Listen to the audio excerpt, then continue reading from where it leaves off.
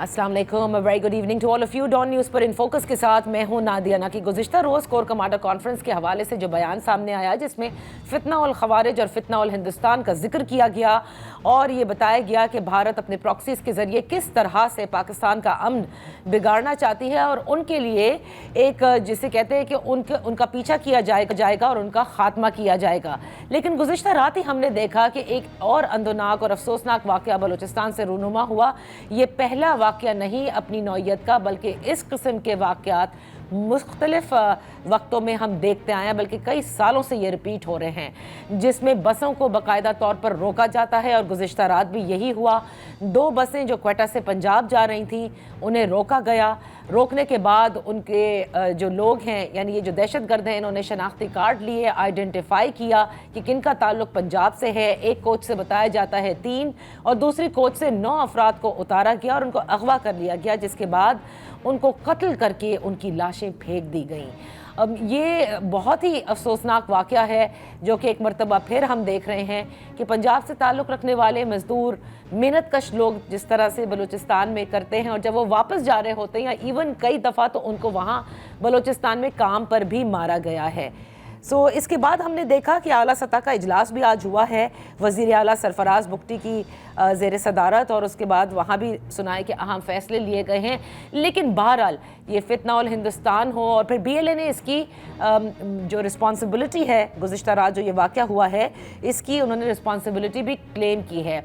अब सवाल ये पैदा होता है कि ये वाक़यात बार बार रूनुमा हो रहे हैं, बार बार ये दहशतगर्द जो है वो इस किस्म की घिनौनी कार्रवाइयाँ कर रहे हैं। सवाल तो बनेगा सूबाई हुकूमत से, इसीलिए हमने दावत दी है। इन फोकस है बलूचिस्तान हुकूमत के तरफ शाहिद रिंद साहब, बेहद शुक्रिया for joining us. Shahid Rind साहब, पहले तो ये बताइए कि क्योंकि ये पहला वाक़या नहीं है और लोगों में इतना गुस्सा है, गम भी है, गुस्सा भी है, कि क्या वजह है कि इसको रोक नहीं पाते? कोई अभी तक कोई मैकेनिज्म नहीं तरतीब दिया गया कि जिस तरह से पहले आप लोगों ने कहा था कि रात गए ट्रैवल पे या तो पाबंदी लगा दी गई थी, और फिर ये कैसे रूनुमा हुआ? देयर मस्ट बी समथिंग, कोई एक मिक्स में कमी ज़रूर है जिसकी वजह से ये दहशतगर्द बार बार अटैक कर रहे हैं। First of all Nadia, thank you for having me in your show. दूसरी बात, आपको थोड़ा सा सिर्फ करेक्ट करूंगा नंबर्स पे। आपने जो एदाद शुमार बताए 2 बसों से, 2 बसों से कुल 9 मुसाफिर उतारे गए थे। एक बस से 7 मुसाफिर थे और एक से 2। अच्छा, 2 एक से 2 टोटल जो डेथ बॉडीज थी, नंबर्स वर 9। नादिया देखें, अफसोसनाक वाकया है जहां पर पाकिस्तानी शहरियों को शनाख्त की बुनियाद पर दहशतगर्दों ने जो कि फितनतुल हिंदुस्तान है और हिंदुस्तान की प्रॉक्सीज हैं, उन्होंने निशाना बनाया। अफसोसनाक वाकया है और इस वाकये की भरपूर सूबाई हुकूमत मजम्मत करती है। लेकिन नादिया, एक छोटी सी जो चीज़ है वो आपके नॉलेज में और नाजरीन के नॉलेज में लाना चाहूँगा। ये वाकया जिस जगह पे पेश आया, ये लोरालाई के करीब का इलाका है और डिस्ट्रिक्ट वाइज तो ये जोब लगता है, लेकिन लोरालाई की तरफ जो रास्ता जाता है ये वहाँ पे है। और N70 की ये शाहराह है जो कि क्वेटा को डीजी खान के साथ लिंक करती है। इस शाहराह पर इस वाकये से पहले 2 वाकयात आपके नॉलेज में होंगे। मूसा खेल में भी राडाशम के मकाम पर मुसाफिरों को इसी तरीके से निशाना बनाया गया था और रड़कन के इलाके में भी ये 2 वाकयात इससे पहले हो चुके हैं।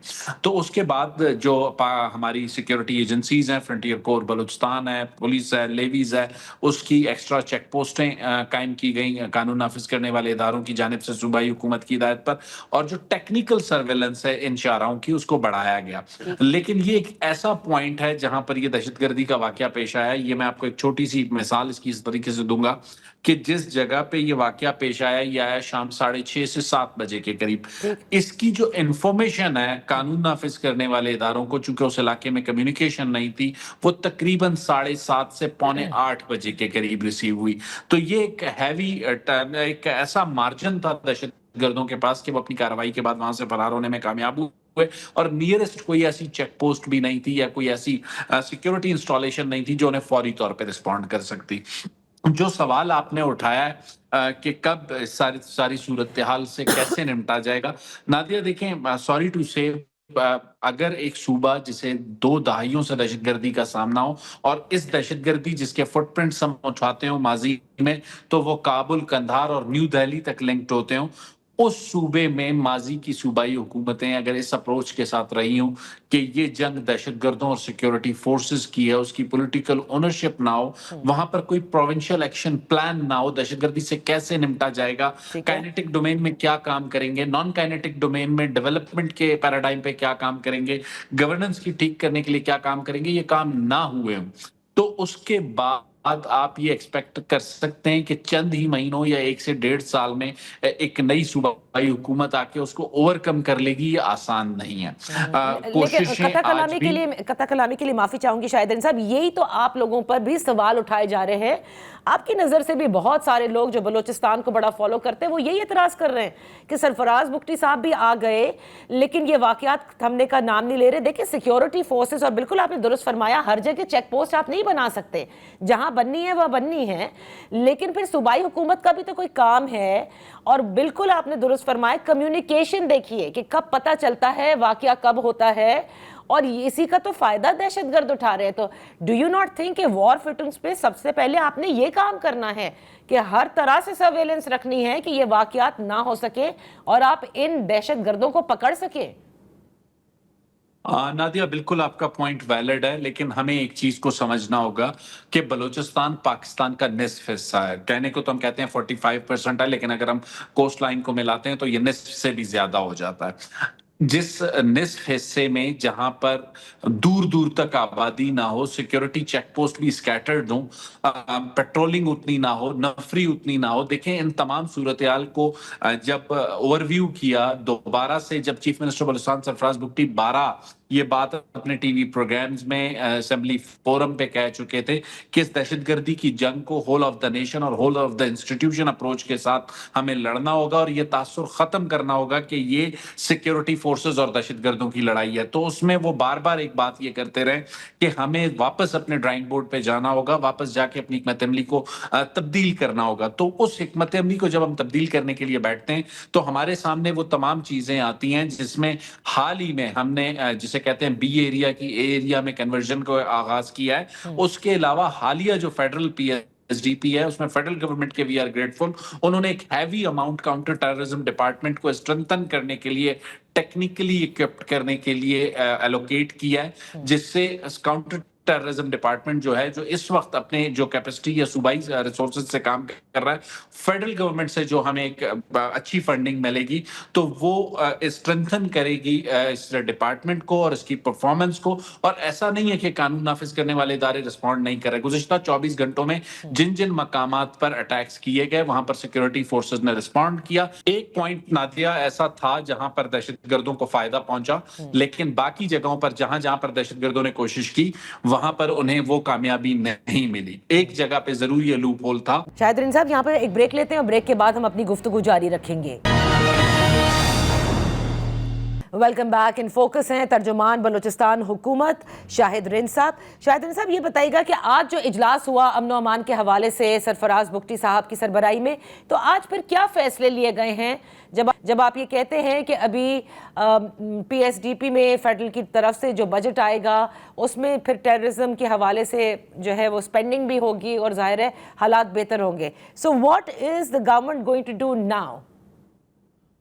नादिया, देखें, हमने लाजमी सी बात है, जब चीफ मिनिस्टर बलूचिस्तान सरफराज बुगटी ये बात करते हैं कि दहशतगर्दी के खिलाफ जंग को लड़ने के लिए हम वापस अपने ड्राइंग बोर्ड पर गए हैं, हमने फैसलों को तब्दील किया है। जिस सूबे में 2 दहाइयों से दहशतगर्दी हो, अगर हम ये समझते हैं कि चंद हफ्तों या महीनों में हम उसको काबू कर लेंगे तो ये आसान नहीं है। हमें फेज वाइज काम करना होगा। इसके मुख्तलिफ फेजेस हैं। काइनेटिक डोमेन के फेजेस अलग हैं, नॉन काइनेटिक जो डोमेन है उसके फेजेस अलग हैं, और फिर गवर्नेंस और डेवलपमेंट का जो पैराडाइम है उसमें जो फ्लॉज हैं उसको भी देखना है। ये तो आपने जिक्र किया, लेकिन मैं ये जानना चाहती हूँ आज क्या फिर फैसले लिए गए, क्योंकि देखिए अब ये इंक्रीज हो रहे हैं ना वाकयात। इन वाकयात में अभी देखें, इस वक्त जिस वक्त ये वाकयात पेश आ रहे हैं, गुज़िश्ता हफ्तों में, चंद हफ्तों कबल ही हमने एरिया जो है ना कन्वर्ट किया है बी एरियाज को। लेवीज का पुलिस में इंतजाम है।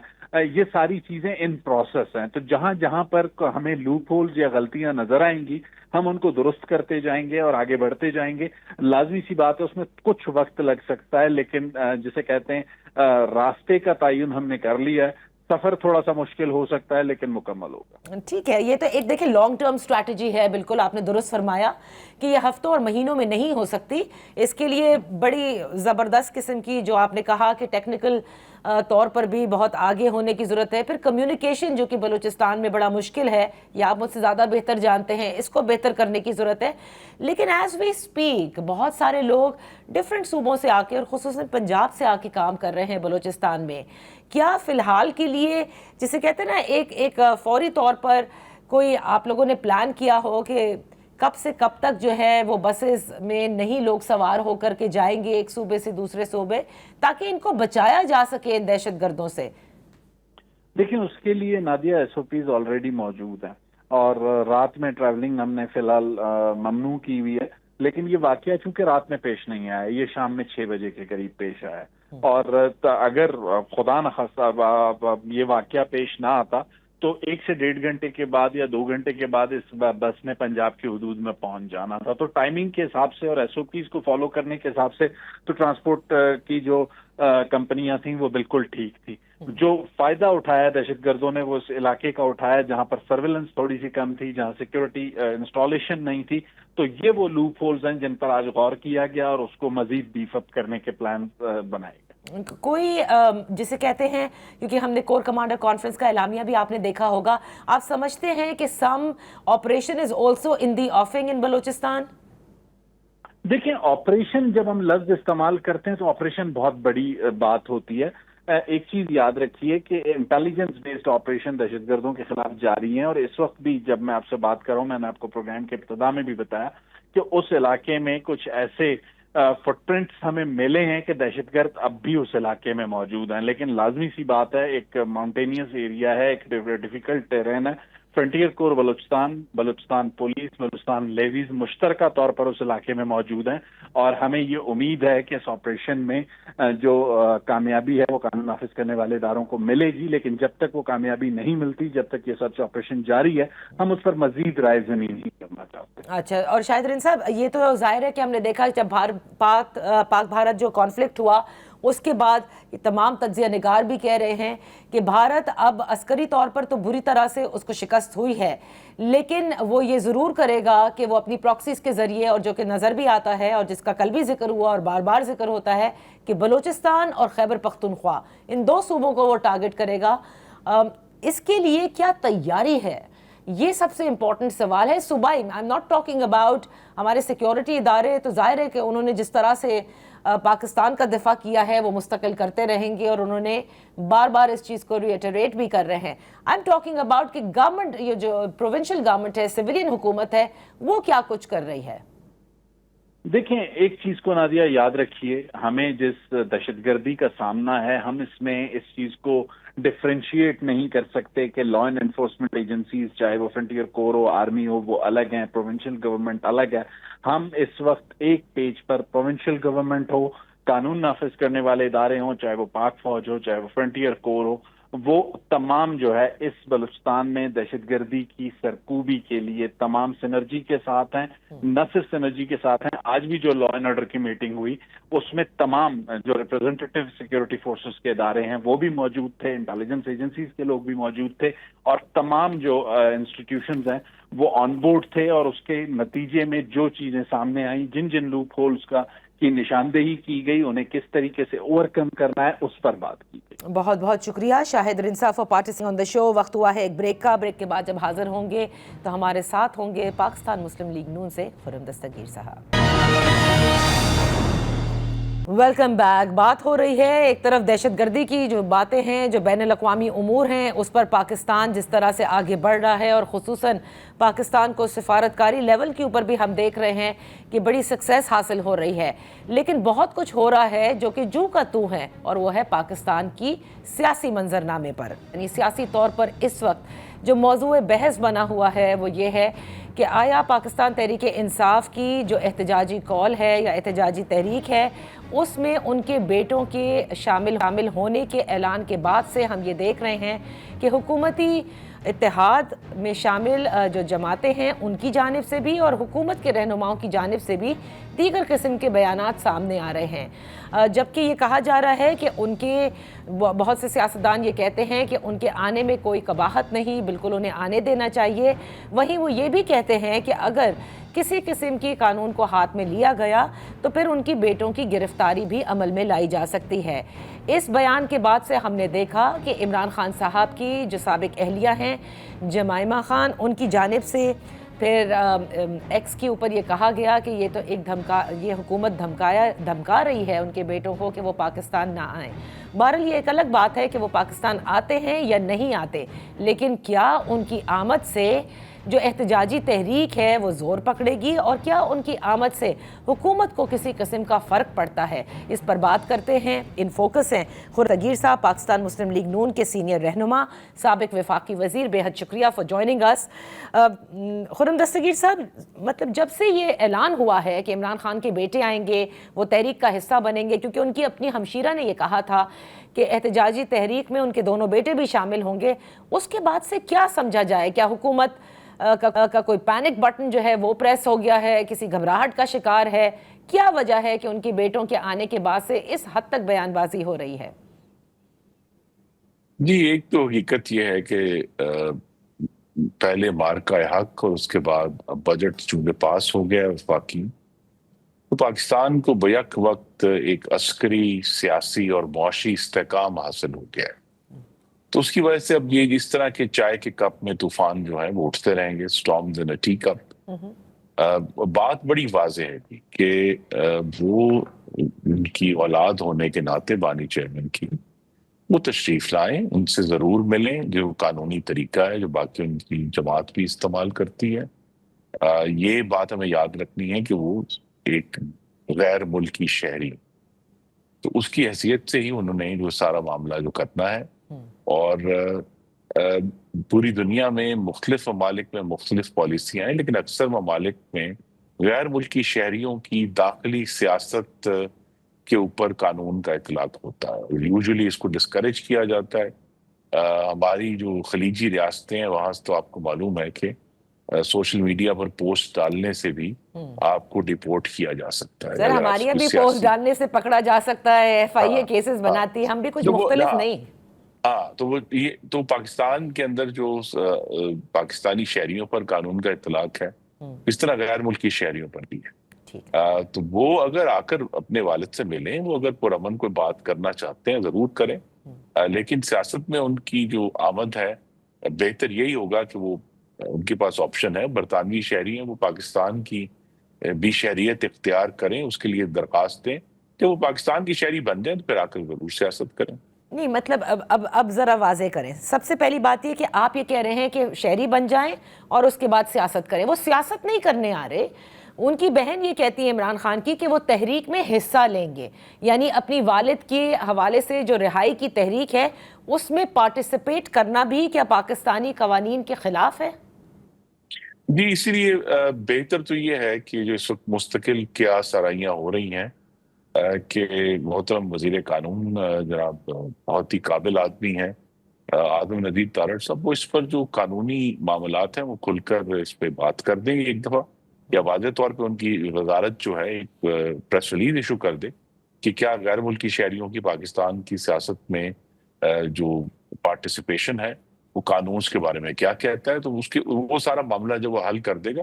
باقی سب تو ہم سب کو جس طرح مختلف میڈیا سے سوالات پوچھے جا رہے ہیں، ہر شخص جو ہے وہ اپنی سمجھ کے مطابق اس کا جواب دے رہا ہے، لیکن بہتر طریقہ یہی ہے کہ اس پہ قانون پر ہی ہم سب کو قیاس کریں۔ لیکن چلیں، بالکل آپ نے صحیح کہا، لیکن جب آپ قانون کا ذکر کرتے ہیں تو عدالت کو ظاہر ہے آپ احترام بھی کرتے ہیں، قوانین کو مانتے ہیں، جب ان سے بیٹوں کی بات نہیں کرائی جاتی، اس کو آپ کیسے دیکھتے ہیں کہ کیا اڈیالہ جیل اور اس کی جو انتظامیہ ہے وہ عدالتی احکام کے، جیلز مینول کے مبرہ ہے؟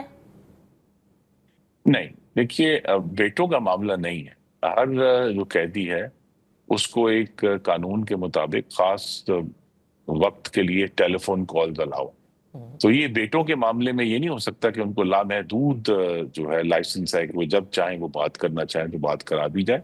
جتنا ان کے پاس قانون میں گنجائش موجود ہے اس کے مطابق ان سے بات کرا دی جاتی ہے. پھر نہیں سر، وہ شکوہ کہتے ہیں ان نا کا یہ ہے کہ بات ہی نہیں کرائی جا رہی نا، آپ نے دیکھا نہیں، ہوگا. میرے تو خیال میں اگر جو ہے بانی چیئرمین اپنی پرائیورٹی اس پہ ظاہر کریں، ان کے پاس جو ایلوکیشن ہے وقت کی کہ وہ اپنے بیٹوں سے بات کرنا چاہتے ہیں یا وقت ایسا ہو تو ضرور بات کرائی جائے گی. لیکن میں یہ بھی، کیونکہ یہ پرانا زخم ہے اور ناظرین کے سامنے رکھنا ضروری ہے کہ محمد نواز شریف کی جو اہلیہ تھی وہ جب کینسر سے بالکل قریب مرگ تھی تب ان کی بات نہیں کرائی گئی تھی، کیونکہ قانون اس وقت کہا گیا تھا کہ یہ قانون نہیں ہے بات کرنے. اور وہ پھر وہ وفات پا گئی اور پھر اس کے بعد جو ہے وہ پھر ان کے جنازے پر ہی ان کے خاوند کو یہ اجازت دی گئی کہ وہ ان کو دیکھ سکیں. تو لہٰذا یہ ایشوز قانون کے اس سارے معاملے میں موجود ہیں اور اسی پر اس لیے بے شمار مثالیں ادھر بھی ہیں ادھر بھی ہیں. بہتر یہی ہے کہ اس پر واضح کر کے ہم آگے چلیں. وہ آئیں، جیسے میں نے کہا سر زخم دینے والے دونوں سائڈ پر ایک ہی ہیں، لیکن زخم کھانے والے جو ہیں وہ بیچارے مردے الزام ٹھہرائے جاتے ہیں. وہ تو ہم سب بیٹھ کے دعا کرتے ہیں کہ سب کو سمجھ آ جائے کہ آگے کیسے جائے. صحیح. اچھا خرم دستگیر صاحب، ذرا معاملات کو تھوڑا آگے لے کر چلتے ہیں. اب یہ تو ہو گئی جو ہماری ڈومیسٹک سیاست ہے، لیکن اسی ڈومیسٹک سیاست کے اندر جیسے آپ نے آغاز میں کہا storm in A T cup, اسی طرح آپ نے دیکھا کہ پریزیڈنٹ ہاؤس کے حوالے سے خبریں آئیں، پھر 27ویں ترمیم سے اس کو جوڑا گیا، اور پھر ہم نے گزشتہ روز دیکھا کہ محسن نقوی صاحب کا یہ کہنا ہے کہ انہیں علم ہے کہ یہ کہاں سے یہ تمام تر باتیں شروع ہو رہی ہیں کہ آصف زرداری صاحب جو ہیں وہ ہٹائے جائیں گے اینڈ آل آف دیٹ. آپ اس کو کس نگاہ سے دیکھتے ہیں؟ کیا جس طرح سے یہ بھی storm in A T cup ہے، یا کہیں نہ کہیں کچھ نہ کچھ سوچا ضرور گیا ہے بعد میں یہ بھی عیاں ہوگا؟ نہیں، یہ افواہ تو بالکل ہی غلط ہے اور اس پہ کہیں بھی کوئی سوچ بچار تک بھی، یعنی ایشو ریز ہی نہیں ہوا. مسلم لیگ نون کی میں بات کر سکتا ہوں حکومت میں. تو لہٰذا یہ ایکچولی جس طرح میں نے کہا ایک استحکام چونکہ پاکستان کو حاصل ہوا ہے، تو ٹو یوز اندر میٹافور، یہ جو افواہوں کی ہانڈی ہے وہ چولہے پہ چڑھی ہوئی ہے. وہ ہر 2 دن بعد کوئی نہ کوئی نئی افواہ آپ کو سننے کو ملے گی اور ہم سب اس کے پیچھے دوڑ پڑیں گے.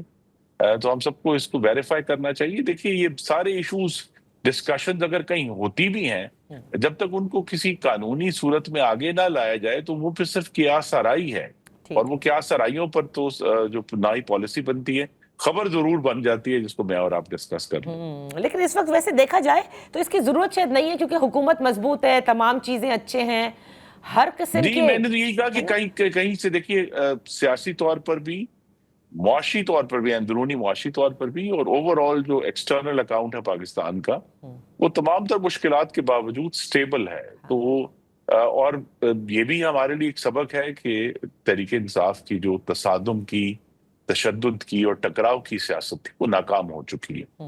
تو لہذا ان کو بھی اب آگے چلنے کے لیے سیکھنا ہے کہ جو سیاسی جمہوری طریقے ہیں، پارلیمانی طریقے ہیں اپوزیشن کے، ان پر عمل کرتے ہوئے وہ اپنی پیش رفت کریں. اور انہوں نے پہلے بھی ایک موقع ضائع کیا ہے. اب وہ اگر دوبارہ میز پر آتے ہیں مذاکرات کی تو ہم تو وہاں موجود ہیں اور حکومتی اتحاد پھر ان کے ساتھ مذاکرات کرنے کے لیے تیار ہے. ان کے پاس ایک بڑا اچھا موقع تھا جب پچھلی دفعہ ہوا تھا، جب مذاکرات کریں، جیسے ابھی ریزرو سیٹس کا معاملہ تھا. یہ اس وقت انہوں نے اس ایشو کو ریز ہی نہیں کیا، حالانکہ وہ قانون میں ایک گرے ایریا ہے اور اس کو لیجسلیشن کے لیے کے ذریعے درست کیا جا سکتا تھا. لیکن کیونکہ وہ ہمیشہ جو ہے وہ سمجھتے ہیں کہ جی یہ جلاؤ گھیراؤ ہی سیاست ہے اور گفتگو کرنا کمزوری ہے، تو انہوں نے وہ اپنا موقع ضائع کیا. اور اب ان کو بہت ساری چیزیں جو انہوں نے فیصلے کیے تھے اس کے نتائج جو ہیں ان کو سامنا ہے. بالکل وہ نہیں سمجھ سکے. میں خیر استحکام کی جب رہی تھی تو میں کہتی تھی the structure of the government right now، یہ جو نظام کا سٹرکچر ہے وہ اتنا مضبوط ہو چکا ہے کہ ایسے میں یہ سوچنا اس وقت بڑا عجیب ہی لگے گا کہ کوئی اس کو ہلائے، کیونکہ طاقت جو ہے وہ سب کے پاس ہے جہاں ہونی چاہیے ہے، یا جہاں اب ہم نے اخذ کر لیا ہے کہ رہے گی.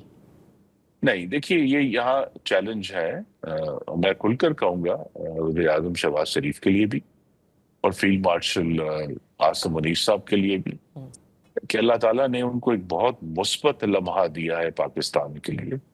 اس کو پاکستان میں جو لانگ ٹرم اصلاحات ہیں، چاہے وہ سیاسی حوالے سے ہیں، معاشی حوالے سے ہیں، اس کو استعمال کریں. اور ہمارے دین بھی کہتا ہے کہ تکبر کا شکار نہ ہو، hubris invites nemesis. رائٹ. اس سے بچیں. اور پاکستان کو جو ہم سب کا ایکچولی مقصد ہونا چاہیے کہ ہمارے جو کروڑوں میں نوجوان مرد و خواتین پورے ملک میں ہیں، ان کے لیے نئے روزگار کی کوشش کریں، وافر روزگار کی کوشش کریں، اور پاکستان کو نئی نہج پر ڈالیں، کیونکہ ایسے لمحے بہت کم آتے ہیں جہاں آپ کے پاس یہ چانس ہو کہ آپ رسک لے کر ریفارمز کر سکیں. تو یہ وہ لمحہ ہے جس کا استعمال کرنا چاہیے. یہ آپ نے بہت اچھی بات کہی. میں اس کو سیکنڈ کروں گی کہ اس اتنے اتحاد کے بعد بھی اگر ریفارمز نہ ہو سکے، کہ آپ کو کوئی چیلنج کرنے والا نہیں ہے، تو پھر آپ واقعی اس وقت کا ضیاع کریں گے. خرم دستگیر صاحب، اب میں آتی ہوں ذرا بین الاقوامی معاملات پر. آج آپ نے دیکھا کہ deputy prime minister Ishaq Dar صاحب نے کہا کہ جو بھارت کے ساتھ ملٹری کے ساتھ سیز فائر ہے، وہ تو ایک طرح سے اس کی پاسداری بھی ہو رہی ہے and everything is fine, but ایسا لگتا ہے کہ جو سیاسی قوتیں ہیں وہاں پر ان کو یہ بات ہضم نہیں ہو رہی. تو ہم کیا اخذ کریں؟ آپ سمجھتے ہیں کہ جو رویہ اس وقت مودی سرکار کا رہا ہے، they can try some sort of adventurism once again؟ جی، ہندوستان میں جو معاملات ہیں وہاں ایک تو میں اسے قدرت کا مذاق ہی کہوں گا کہ وہاں کے جو عسکری حلقے ہیں وہ سیاستدانوں کی طرح بات کرتے ہیں امن کی، اور جو ان کے سیاسی حلقے ہیں وہ جنگی باتیں کرتے ہیں. اور ہر روز ہمیں اس کا جو فرق واضح سب سامنے سمجھ آ جاتا ہے. بالکل. لیکن ہندوستان کی پالیسی جو ہے وہ کسی اسٹریٹجک مقصد کے لیے نہیں، بلکہ ہندوتوا کی جو اسلام مخالف اور پاکستان مخالف نفرت ہے، اس کا ایندھن وہ ہے. تو لہٰذا وہ اس معاملے پر اور جو ان کا یہ خیال تھا، اور میں نے ابھی آپ سے کہا hubris invites nemesis، یہ ابھی جو انہوں نے حملہ کیا پاکستان کے اوپر 6 اور 7 مئی کی رات، وہ بھی ایک تکبر تھا. ان کا یہ خیال تھا کہ ان کے پاس اب اتنی صلاحیت حاصل ہو گئی ہے کہ وہ پاکستان کو زیر کر سکتے ہیں. اب ان کو اس میں ناکامی ہوئی ہے، تو اس ہزیمت کو وہ ان سے ہضم نہیں ہوگی، کیونکہ وہ حملہ بھی جو ہے وہ کسی اسٹریٹجک مقصد کو حاصل کرنے کے لیے نہیں بلکہ سیاسی مقاصد کے لیے کیا گیا تھا. تو لہذا یہ بالکل امکان موجود ہے. میرے خیال میں شارٹ ٹرم میں نہیں ہے، لیکن یہ امکان موجود ہے کہ وہ کوئی شرارت کریں.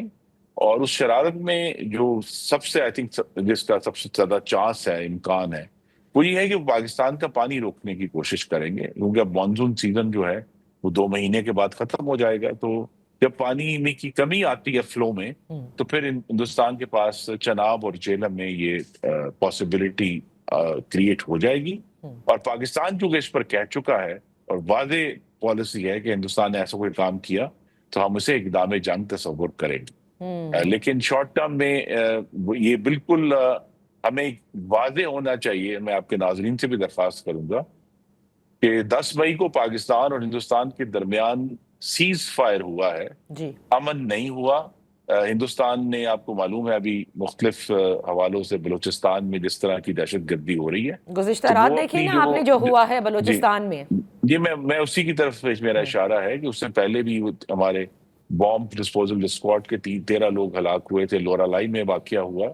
تو ہندوستان اپنی پراکسی وار بھی جاری رکھے ہوئے ہے. وہ یہ بھی کلیم کرتے ہیں کہ وہ پاکستان میں اسیسینیشن کیمپین کر رہے ہیں. تو اس معاملے میں بھی جو ہے میں کہوں گا، جیسا میں نے پہلے کہا، کہ وزیر اعظم اور فیلڈ مارشل کے سامنے ایک بہت نادر موقع ہے کہ دنیا پاکستان کی بات سن رہی ہے، دنیا پاکستان کو احترام کی نظر سے دیکھ رہی ہے. اور پاکستان کی جو ہم نے جو دورہ کیا ابھی، اس میں پاکستان کی جو 2 لفظ سامنے آئے، وزڈم اور ٹرانسپیرنسی، کو بہت سراہا گیا تمام ممالک. تو لہذا اس پر کام کرتے ہوئے ایک ڈپلومیٹک اوفینسو لانچ کریں تاکہ پاکستان جو ہے مستقل امن کی طرف ہٹ سکے. تو خرم دستگیر صاحب، اب آپ کی نظر سے بھی وہ انٹرویو گزرا جو بلاول بھٹو زرداری صاحب نے کرن تھاپڑ کو دیا، آپ نے اس پر کچھ اعتراض اٹھایا ہے اس حوالے سے، جب انہوں نے یہ کہا کہ مولانا اظہر ہوں اور حافظ سعید ہوں، اگر بی ایل اے کے لوگ ان کو دے دیے جائیں تو وہ ان کے حوالے کر دیں گے. آپ اس سے اگری نہیں کرتے؟ جی نہیں، دیکھیے، جب تک تو بلاول صاحب نے بہت ہی قابلیت اور مہارت سے ہمارے ڈیلیگیشن کی جو ہے لیڈرشپ کی، لیکن اب جب کہ وہ ملک پہ واپس آ چکے ہیں تو لہذا اب ان کی جو بھی گفتگو ہے وہ ان کی پارٹی کی پالیسی ہوگی، وہ ریاست پاکستان کی نمائندگی نہیں کر رہے، تو لہذا ریاست کی طرف سے جو پالیسی اگر چاہے فارن آفس یا دوسری وہ واضح کر سکتے ہیں کہ پاکستان کی پالیسی اس معاملے میں کیا ہے، لیکن یہ جو انہوں نے گفتگو کی وہ اسی ایک، میں چاہوں گا کہ انہوں نے مثبت پیرائے میں بات کی کہ پاکستان اور ہندوستان کو بجائے یہ کہ ایک دوسرے کے خلاف ہم لڑیں، ہم دہشت گردی جو ہے ہمارا ایک کامن کنسرن ہونا چاہیے، رائٹ، اور اس کو ہمیں ایک دوسرے کی اگر کوئی یہ طریقہ کار، اور ہم نے یہ بات اپنے دورے میں بھی کی، یہ طریقہ کار کہ میرے ملک میں کوئی دہشت گردی کا واقعہ ہو اور میں اپنا ہمسایہ جوہری طاقت کے اوپر میزائل داغنا شروع کر دوں، یہ تو بالکل ہی انٹینیبل ہے اور ناقابل برداشت ہے، اور یہ اس خطے کو جنگ کی طرف لے کر جائے گا۔ لیکن اس کی جو تفصیلات جو انہوں نے اس انٹرویو میں کہی، آئی تھنک ریاست کی طرف سے ابھی اس کی جو کلیریفیکیشن ہے وہ ہونی باقی ہے۔ بہت بہت شکریہ Khurram Dastgir Sahab for being on the show with us. اسی کے ساتھ وقت ہوا ہے ایک بریک کا، جب بریک کے بعد واپس حاضر ہوں گے تو پاکستان تحریک انصاف کی تحریک کے حوالے سے بات کریں گے، سیاسی اعلان ہے یا پھر واقعی بیٹے پاکستان آ رہے ہیں۔ Welcome back. پاکستان تحریک انصاف کی احتجاجی تحریک اور اس میں ان کے بیٹوں کی شمولیت، کیا سیاسی اعلان ہے یا واقعی ان کے بیٹے آ رہے ہیں، اس پر بات کرتے ہیں۔ ان فوکس ہیں شیخ وقاص اکرم، سیکرٹری اطلاعات ہیں پاکستان تحریک انصاف کے، بہت شکریہ فار جوائننگ اس۔ شیخ صاحب، آپ کیونکہ پارٹی کے سیکرٹری اطلاعات ہیں، یہ واضح کریں کہ عمران خان صاحب کے بیٹے پاکستان آ رہے ہیں، اور اگر آ رہے ہیں تو والد سے ملنے کے لیے آ رہے ہیں یا تحریک چلانے کے لیے آ رہے ہیں؟ جی بیسیکلی تو وہ پہلے امریکہ جائیں گے، جیسے ان کی پھوپھی علیمہ خان صاحبہ نے اعلان کیا ہے، اس کے بعد وہ پاکستان آئیں گے، کیونکہ ابھی تک امریکہ جانے کی ڈیٹ کا کسی کو اندازہ نہیں ہے، سو میں یہ نہیں کہہ سکتا کہ وہ پاکستان کب پہنچیں گے۔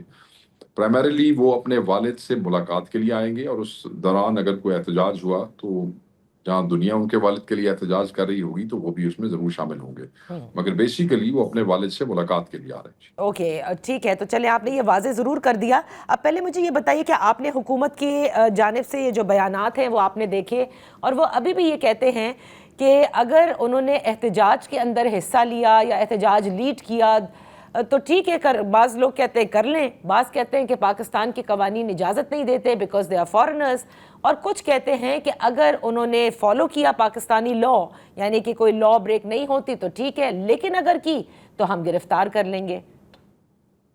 دیکھیں، یہ تو اب رانا ثناء اللہ صاحب اور ان کی پارٹی کی گدڑ بھبکیاں ہیں۔ بات یہ ہے کہ خان کے بیٹے اگر ڈیسائیڈ کرتے ہیں کہ انہوں نے احتجاج میں شامل ہونا ہے تو پھر تو پی ٹی آئی خود دیکھے گی نا کہ کون ان کے قریب آتا ہے، وہ تب کی باتیں ہیں۔ Cross the bridge when get to the bridge, جب موقع آئے گا پھر دیکھیں گے۔ ابھی تو کہانی ہے، پہلے یہی پارٹی پچھلے 2 سال سے ہمیں تانے دے رہی تھی کہ کہاں ہے خان کے بیٹے، کدھر ہے خان کے بیٹے، لوگوں کے بچے جا رہے ہیں، ان کے بچے نہیں آ رہے ہیں۔ تو یہ بھی ان کا ڈھونگ جو ہے وہ بھی ختم ہوا، اور ان کی اصل حقیقت سامنے آ گئی کہ جیسے ہی علیمہ خان صاحبہ کا اعلان انہوں نے سنا، ان کی ٹانگیں کانپ گئی ہیں، فرسٹریٹ ہو گئے ہیں، پیرک کر گئے ہیں، مطلب بچوں والی باتیں کر رہے ہیں، وہ آئیں گے تو گرفتار ہو جائیں گے تو پھر سفارت خانہ ان کو چھڑائے گا، واٹ نان سنس۔ صحیح صحیح۔ شیخ صاحب، ویسے بر صغیر کی اگر ہم تاریخ دیکھیں، اور آپ تو بہت اچھی طرح اس سیاست کو جانتے ہیں، جب کبھی بھی خاندان کے لوگ تحریکیں چلاتے ہیں یا اس میں شمولیت کرتے ہیں، ایک نئی اس کے اندر جسے کہتے ہیں روح آ جاتی ہے، اور اس کا امپیکٹ بھی بہت زیادہ ہوتا ہے۔ تو ود ان تحریک انصاف کیا اس بات کو سمجھا جاتا ہے کہ اگر ان کی بہن اور ان کے بچے شامل ہو جاتے ہیں تحریک میں تو اس تحریک کا جو امپیکٹ ہے وہ بہت زیادہ ہوگا؟ دیکھیں، تحریک انصاف کی طرف سے وہ کوئی پارٹی کے پلان پہ یہاں پہ نہیں آئیں گے، تو اپنے والد سے ملنے آئیں گے، امریکہ میں جو بھی ان کے انٹرنیشنل فرینڈز ہیں ان سے بھی ملیں گے، اور خان صاحب کے لیے ہی ملیں گے، اور اس کے بعد یہاں آئیں گے۔ علیمہ خان صاحبہ آلریڈی جو ہے وہ اپنے تئیں جتنا احتجاج، جتنی ایفرٹ کر سکتی ہیں وہ بہت زیادہ کر رہی ہیں۔ آپ نے دیکھا کہ وہ وہاں پہ موجود ہوتی ہیں، اڈیالہ کے سامنے ہر پیشی پہ موجود ہوتی ہیں، ہر ملاقات کے دن موجود ہوتی ہیں۔ تو بالکل، جب ہمیں تو اس احتجاجی تحریک میں ایک ایک شخص کی ضرورت ہے، ہر وہ آواز، ہر وہ شخص جو اس میں شامل ہو سکتا ہے، اور جب فیملی ہوتی ہے تو پھر لوگ بالکل یہ زیادہ یقین سے ساتھ چلتے ہیں کہ سب موجود ہیں۔ صحیح، کیونکہ آپ نے دیکھا کہ یہ اس اعلان کے بعد سے پھر یہ باتیں بھی ہونے لگیں کہ موروثی سیاست کی، کیونکہ خان صاحب خلاف ہیں، اگر بیٹے لیڈ کرتے ہیں تو پھر یہ تو بالکل ایک یو ٹرن ہو جائے گا اس موروثی سیاست کا۔ یہ فضول بات ہے. موروثیت تو تب ہوتی کہ اگر خان صاحب کہتے کہ اگلا چیف منسٹر میں نے اپنے قاسم یا سلمان کو لگانا ہے، یا میں نے علیمہ خان کو یا ان کے بچوں میں سے کسی کو میں نے آگے کوئی وزیر یا کوئی سیٹ دینی ہے یا کوئی سم یا کوئی پارٹی کا عہدہ دینا ہے. نہیں، فیملی نے نہ کبھی ڈیمانڈ کی ہے، نہ خان صاحب اس چیز پہ بلیو کرتے ہیں. بٹ دیٹ ڈزنٹ مین کہ وہ اپنے باپ کے لیے یا وہ اپنے بھائی کے لیے جو ہے ایفرٹ نہیں کریں گے. کل یہی لوگ کہیں گے وہ دیکھیں جی جن کے اپنے بچے ساتھ نہیں چلتے، جن کی اپنی بہنیں ساتھ نہیں چلتی، تو ان کے ساتھ ہم. تو یہ بندے کسی بات پہ راضی ہوتے ہیں. جو پارٹی بہتر سمجھے گی وہ کرے گی، جو ان کے بچے بہتر سمجھیں گے اپنے باپ کے لیے وہ کریں گے. ان کی ہمیں مشوروں کی ضرورت نہیں ہے، ان کے ہم نے حالات دیکھ لیے ہیں کیا ہے. شیخ صاحب اب مجھے تحریک کے حوالے سے بتائیے گا، کیونکہ جس وقت وہ اناؤنس کر رہی تھیں علیمہ خان صاحبہ، انہوں نے کہا کہ پارٹی اناؤنس کرے گی، ایسا خان صاحب نے کہا ہے کہ تحریک کب شروع ہوگی، لیکن اس کا عروج جو ہے he wants it to be on the 5 August. تو کیا پارٹی نے تو فیصلہ کر لیا ہے کہ کب سے اس کا آغاز کرنا ہے اس احتجاج کا؟ جی بالکل فیصلہ کر لیا ہے، بالکل فیصلہ کر لیا ہے. اگلے چند دنوں میں آپ کو چیزیں ہوتی ہوئی نظر آئیں گی. 1-2 دنوں میں جو تحریک تحفظ عین پاکستان ہے، ان کے فورم پہ پاکستان تحریک انصاف، یہ سب مل کے جو ہے کسی حد تک لائے عمل بھی آپ سے شیئر کریں گے. تو یہ بس چند دنوں میں. اچھا، کیونکہ یہ خبریں آ رہی تھی کہ علی امین گنڈا پور صاحب پنجاب اسمبلی کے باہر احتجاج کریں گے اور وہیں پہ وہ اناؤنس بھی کریں گے کہ تحریک کا آغاز کب سے ہو رہا ہے اور وہ لیڈ بھی کریں گے اسے. میرے علم میں چیف منسٹر کی طرف سے یا کے پی کی پارٹی کی طرف سے اس قسم کی کوئی چیز نہیں لائے گی کہ پنجاب کے سامنے جا کے جو ہے وہ کے پی کے چیف منسٹر احتجاج کریں گے. میرے ذہن میں علم میں ایسی کوئی چیز نہیں ہے. جی اوکے، سو جب آپ کہتے ہیں تحریک تحفظ آئین پاکستان کے پلیٹ فارم سے، سو وچ مینس کہ آپ کے جو دیگر دوست ہیں وہ بھی اس میں شامل ہوں گے؟ یس، اچکزئی صاحب ہوں گے، MWM کے دوست ہوں گے، اور بھی جو GDA کے ساتھ چیزیں جو ہے وہ طے پا چکی ہیں. سو انشاءاللہ یہ ابھی 1-2 دن میں آپ کو پریس کانفرنس جو ہے میری بات ہوئی سیکرٹری جنرل صاحب سے، تو میں نے انہیں کہا کہ لوگ یہ سوال کرتے ہیں تو انفارمیشن سیکرٹری جی آپ بتائیں، تو انہوں نے مجھے کہا کہ we'll be explaining this in a presser very soon. Okay, یہ بتائیں کہ جو سینٹ کی اب الیکشنز ہونے ہیں خیبر پختونخوا حوالے سے بھی آج بڑی خبریں ہیں کہ پاکستان مسلم لیگ نون، پیپلز پارٹی، JUI کے ساتھ بھی مل کر کے اس الیکشن کو لڑنا چاہتی ہے سینٹ کے KP جو ہیں. واضح کیجئے گا کہ کیا آپ لوگ بھی JUI سے رابطہ کریں گے یا نہیں کریں گے؟ دیکھیں یہ KP کا الیکشن ہے، KP کی تنظیم جو ہے اس معاملے میں انڈیپینڈنٹ ہے. وہاں پہ لوکل الائنسز یا پروونشل لیول پہ اگر وہ کوئی ایسی کرنا چاہتے ہیں تو کوئی قدر نہیں ہے یا رکاوٹ نہیں ہے. As far as مولانا صاحب is concerned, the last effort was to form a joint opposition alliance جس سے انہوں نے معذرت کی تھی. So ہم نے منیمم لیول آف انگیجمنٹ ضرور بحال رکھا، بٹ اس حوالے سے سینٹر کی طرف سے کوئی ایسی ڈائریکشن نہیں ہے. اگر پروونسز کچھ کرنا چاہتے ہیں تو ہماری طرف سے کوئی رکاوٹ نہیں. اوکے، اور ویسے آپ ان الیکشنز کو آپ کس طرح سے دیکھ رہے ہیں؟ کیا ہوتا دیکھ رہے ہیں الیکشن میں؟ اس الیکشنز کے حوالے سے کئی بار آپ نے بجا آواز بھی اٹھائی کہ سینٹ میں KP کی کوئی ریپرزنٹیشن نہیں ہے، اور پھر مخصوص نشستوں کے فیصلے کے بعد ہم دیکھتے ہیں کہ اس کا اعلان بھی ہو جاتا ہے. دیکھیں جو ریزرو سیٹوں سے ہمیں دھچکا تو پہنچا ہے اس فیصلے سے، یہ بڑا ظلم ہوا ہے KP کے ساتھ، کیونکہ وہ سٹے بھی انہوں نے کر دیا ہے حلف اٹھانے سے کہ ان کو حلف اٹھانے نہیں دیا جائے گا. اس کے باوجود آبویسلی وہ ہماری سیٹیں ہیں جو مال غنیمت سمجھ کے، یعنی کہ جس کی ٹوٹل 1 سیٹ جیتی تھی ان کو 2 اسپیشل سیٹیں مل گئی ہیں. Can you imagine? جن کی 5 تھی اب ان کی 10 ہو گئی ہیں. سو یہ تو ایک لوٹ کا مال سمجھ کے ان کو دیا گیا ہے، اور اس پہ کچھ سٹیز ہوئے ہیں.